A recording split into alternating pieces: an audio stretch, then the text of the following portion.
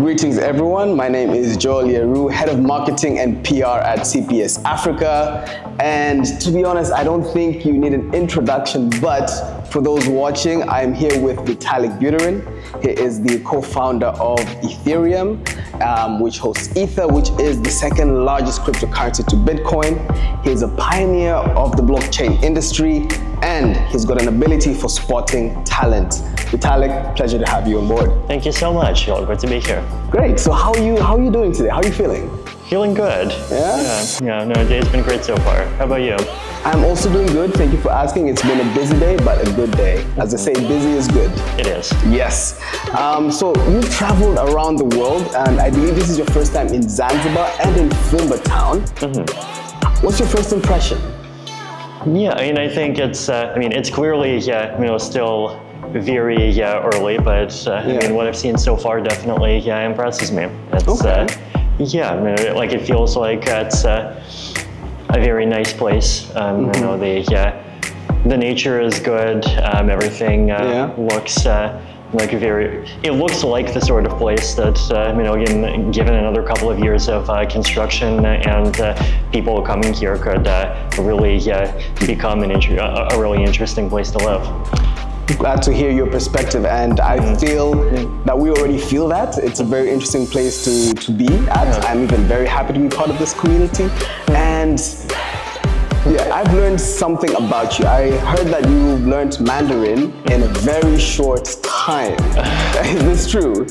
It took a couple of years. Okay. That's interesting. In Zanzibar and Tanzania, we speak Swahili. It is the local language and part of the culture here, and it is spoken by over 200 million people worldwide. Have you learned anything so far? Asante sama. Ah, nice. That means thank you. Yes. Do you know how to respond to that? Regrettably, I do not. Okay, I'll teach you. Karibu. Karibu. Yeah, so if someone says Asante sana, you say Karibu. Okay. As CPS, we believe in creating communities and nurturing and allowing them to flourish. So with that being said, I know you visited a lot of communities around the world. From your perspective, which ones would you say are the most interesting that you've seen so far? I think there's different dimensions of interesting, right? Okay. There's a place can be interesting because of its nature, a place can be interesting because of its people, and then if you think about people, there's traditional culture, there's things like food and music, and then on the whole other extreme, there is people building rockets to go to Mars, I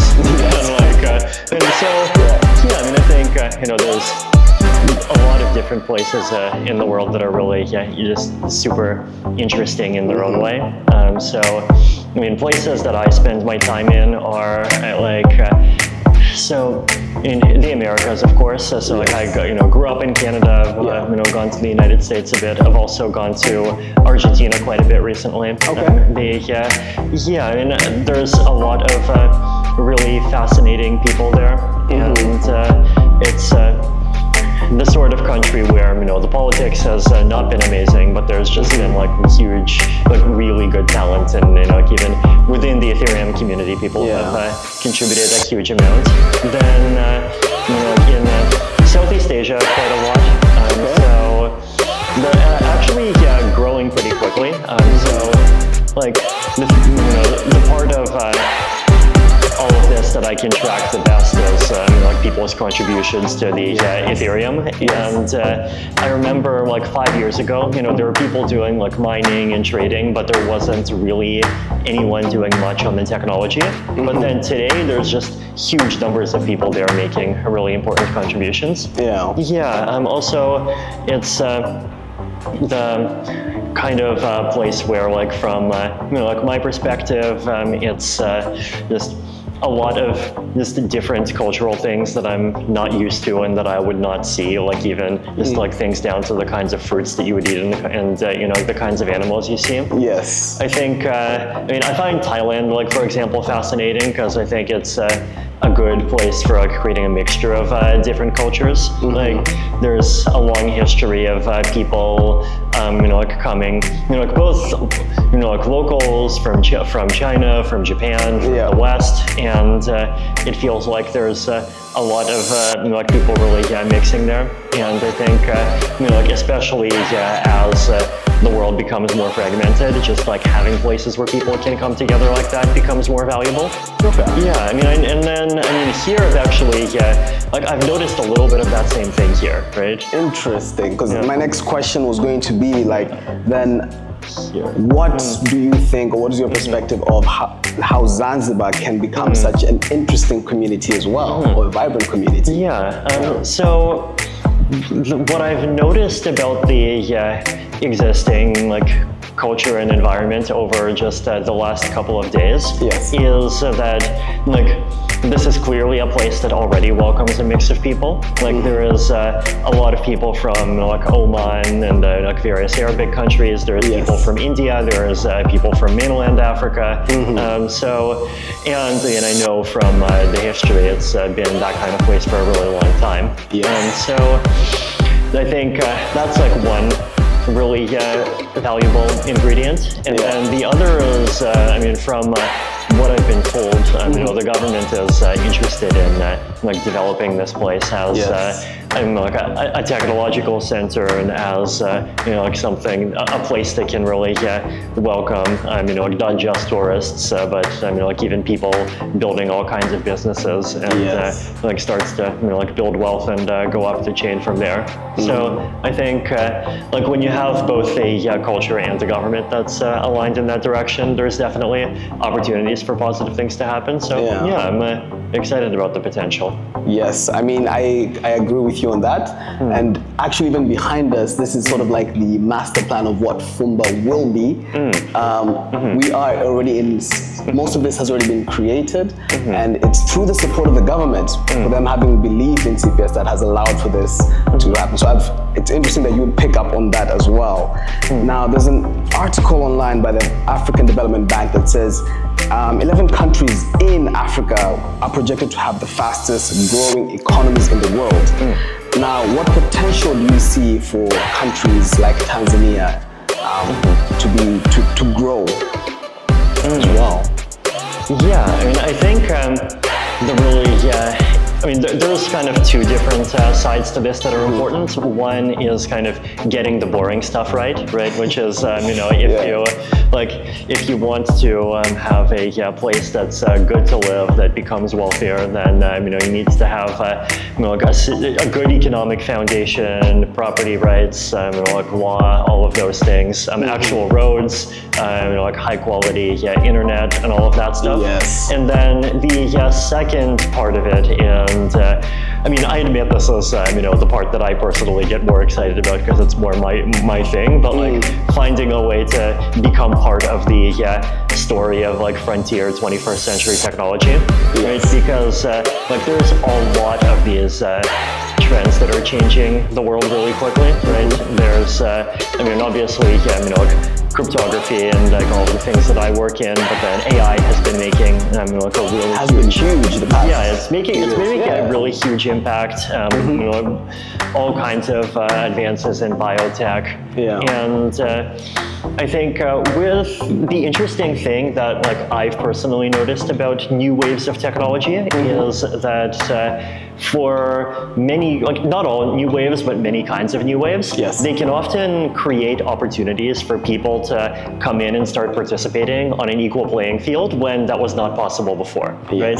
So like the example that I'm familiar with within Ethereum, right, is that there is this technology called zero knowledge proofs. Zero knowledge? Zero knowledge proofs. Okay. They're a way to prove things about yourself without revealing any information except for the statement that you want to prove. So like, for example, you know, if, you know, are you a citizen of Tanzania? Yes. Yes. So if Tanzania has like electronic passports, then you will be able to prove that you are a citizen of Tanzania without revealing your name, without revealing any kind of number, without revealing anything else except for that fact. Yeah. Right? And so you could see how this kind of application could be super useful for like electronic voting, just to give one example, yes. right?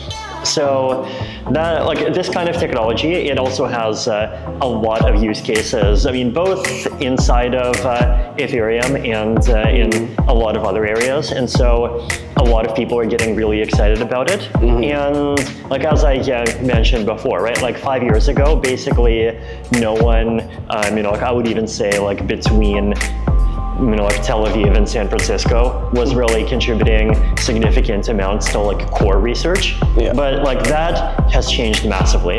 And I think these new waves of technology like are really a really big kind of like foot in the door for that really allowed new people to come in, right? Yeah. And now, you know, you see people in you know, like China, people in Thailand, you know, like in Singapore, Taiwan, Japan, you know, just contributing a huge amount. And like the fact that it's like a new technology, and so it's like you can't get locked out because you don't have 10 years experience, because no one has 10 years experience, exactly. right? We're all on the same level. Exactly. And I mean, I think like that's obviously not always true, right? Like if you know, if we're talking about rockets to Mars, you know, unfortunately you do need like hundreds of millions of dollars to even start. That is true. But I think you know, like the nice thing about, you know, like zero-knowledge proofs, for example, is that they're pure software. AI, there's I mean, part of the space requires big amounts of training, but parts are smaller and are also pure software. Biotech, I think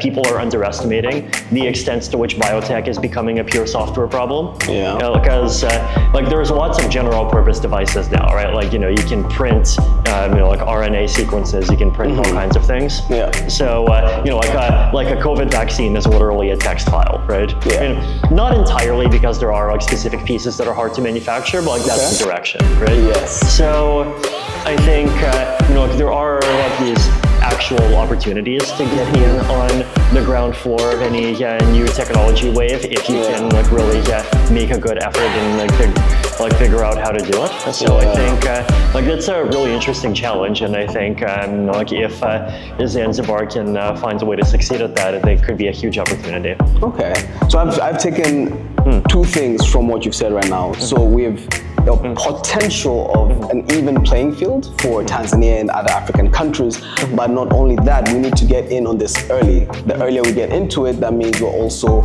jumping ahead of the curve. Yes. That's fantastic.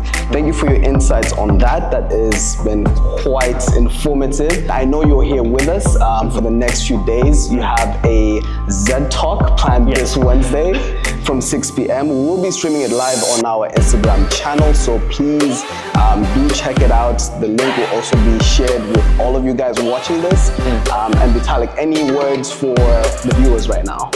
I mean, I hope that I'll be able to see all of you guys in person in 2 days. I'm, you know, really I'm excited to learn more about you know, like what's happening here in Zanzibar and in Africa. All of my interactions have been great so far. Looking forward to more. Thank you for that, Vitalik. A pleasure to meet you.